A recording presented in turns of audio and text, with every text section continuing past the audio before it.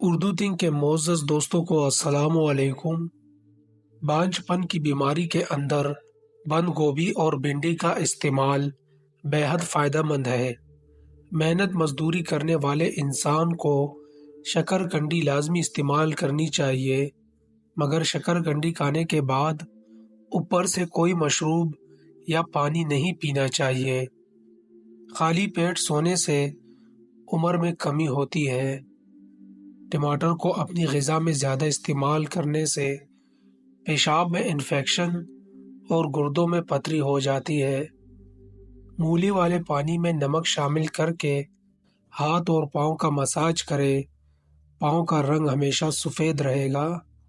نہاتے وقت کان میں پانی داخل ہو جائے تو کان میں سرسوں کا تیل ڈال دو اور الٹے پاؤں چلنا شروع کر دو، پانی کان سے فوری باہر نکل آئے گا۔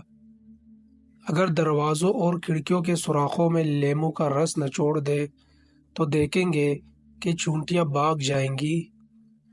جو عورت کچی روٹی پکا کر کھاتی ہے اس کو قبض کی شکایت ہو جاتی ہے۔ دوستو، اس طرح کی مزید معلوماتی ویڈیوز کے لیے اردو تھنک کو سبسکرائب ضرور کریں۔ اپنا بہت سارا خیال رکھیں۔ اللہ حافظ۔